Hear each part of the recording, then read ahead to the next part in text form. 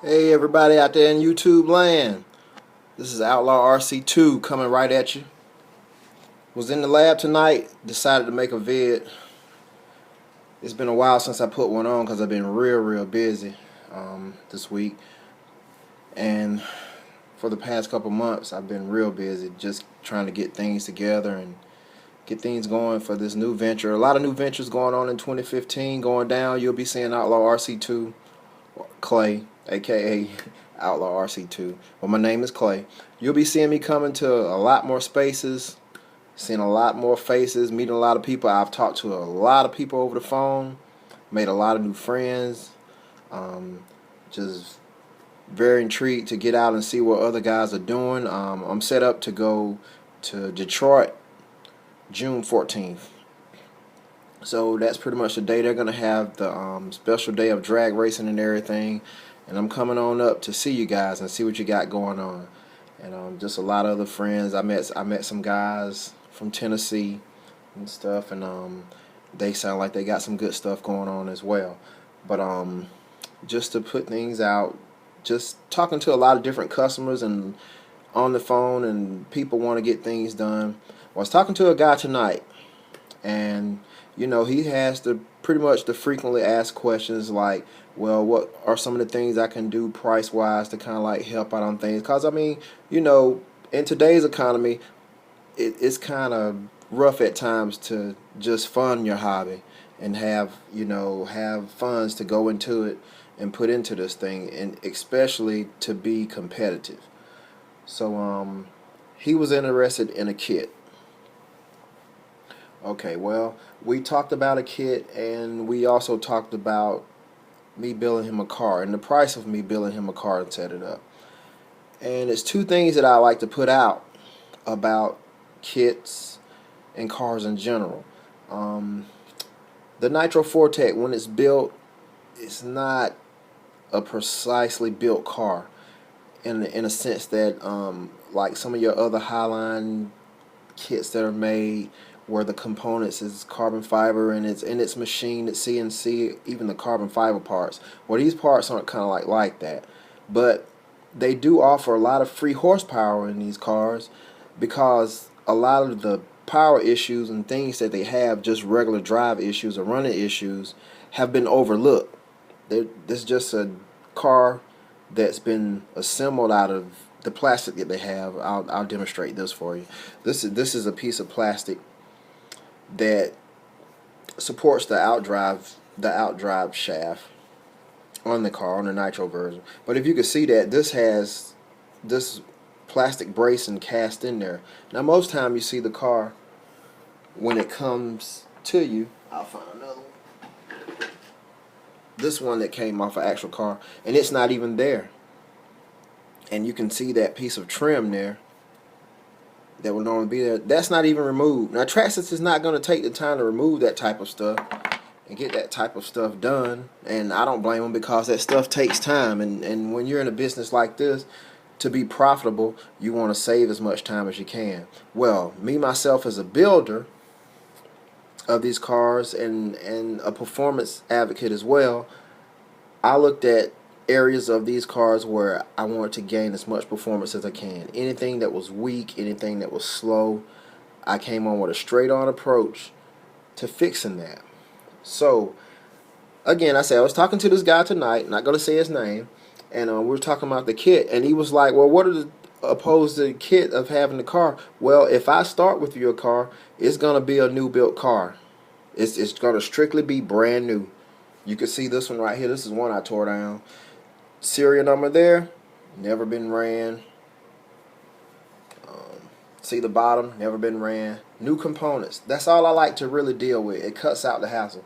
Now you can put a kit on a used car. You can put one of my kits on a used car, and it'll be fine. I mean, if you want to run it that way. But just to show you the areas that we've talked about, one point that I made, and when he sees this video, he'll know, we talked about tight spots in the car, and that goes back to the plastic issues like I was telling you.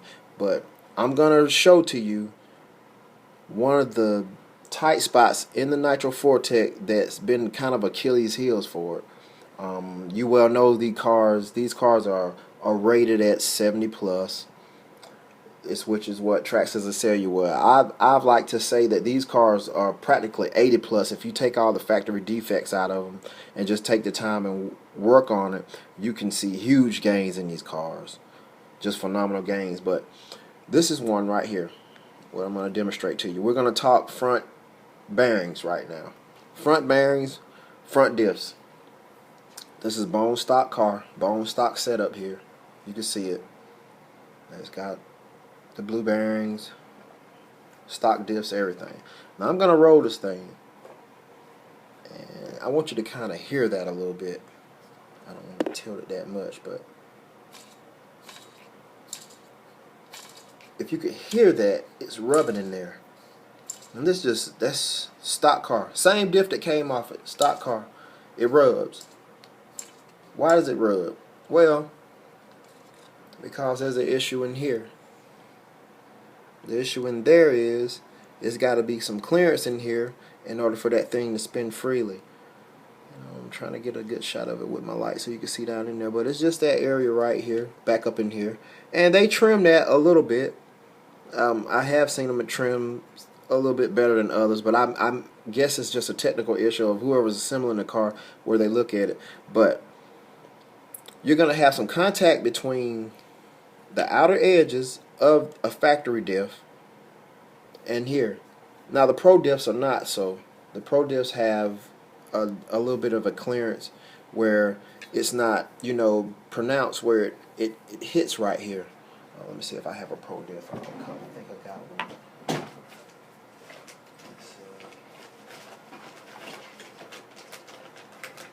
And here we go. Pro diff. Pro diff pulley.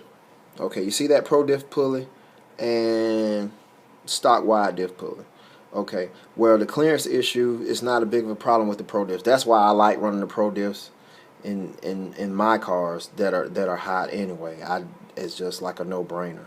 But because they're smaller, you can see which one's going to have the larger rotating mass, this and that. So this is going to go faster in your car as opposed to this. But stock diffs are fine, especially if you're on a budget. Because the pro diffs, you're probably looking at about $100 option just to get them built and have someone set them up right. But anyway, so that thing goes in there. And like I said, Trax is not going to spend a lot of time with it. So you can see how many rotations we're getting out of that. Not very many. It's spinning, but not like what I'm going to show you now. Alright, let's set that aside. Now, we got this car. This is a customer's car I'm building. And let's see here. I'm going to take this apart. And I want you to see inside here. This is got my modded front end on it. Some of the tricks I've done. I'm just going to give this trick away to show you guys that I'm not pulling your legs when I'm talking about the level of performance that I'm getting out of these cars. I mean, the R&D is there. When I had my car, when I first built it with a Mamba Monster 2, I was literally drag racing every weekend, coming home, disassembling the car, seeing where I can gain performance, seeing what parts were weak. And I just found it. So we're going to take this off of here.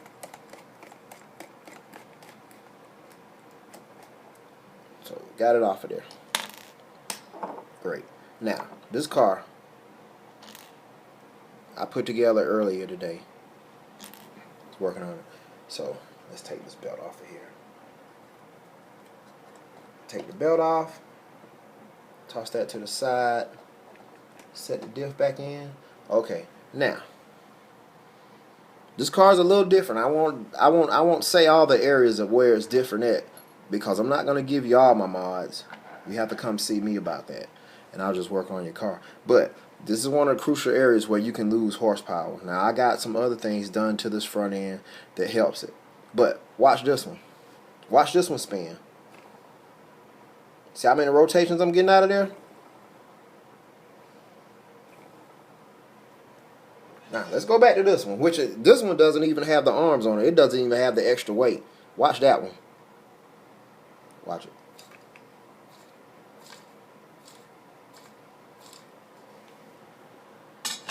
Watch that one again. Watch it spin. Now, which one do you think is going to make the horsepower? I mean, it's like I said, it's a no-brainer. I've searched the horsepower out of these cars. I've seen where they rub, where they don't rub, where they can lose power at, where they can gain power at. I mean, I think people think I'm pretty much talking to hear myself talking. I'm not doing that. I enjoy these cars. They're great cars. I've attacked many RC cars from a perspective of performance level because that's just what I learned. That's what I do. I like making horsepower. If it don't make horsepower, I don't even want to fool with it. It's just, I hate stock stuff. If I ride stock stuff, I don't ride it long. I want to get into it, see what's it doing, see how it's working. But that was just one of them. And if I build your car, you better trust it's going to be built right. I had 2 cars that went out to some people. Well, actually one that went out Friday that I shipped out. I got another one to ship Monday. And my buddy, he'll know who I'm talking about. But this car, I tore it back down this morning because it had an area of it that I wasn't real confident with. And I went back into the whole complete car. But this setup here, this is one of my good setups. We got the top plate in, everything. We got new battery stops. They're solid aluminum pieces and everything. This one is ready to go. Got everything in for them. We're just gonna put the toe in. Got the rear of the wheelie bar that's on. Everything is flush mounted in, polished chassis with the polished shiny RC2 plate that kind of sews the whole deal up. But this is just going to be a great car. Got some cars going out to some places. People aren't really saying stuff. Got some cars going up north. They're going to be some bad deals. I got cars down here. I got a car I built a car I built really for myself just to kick it around.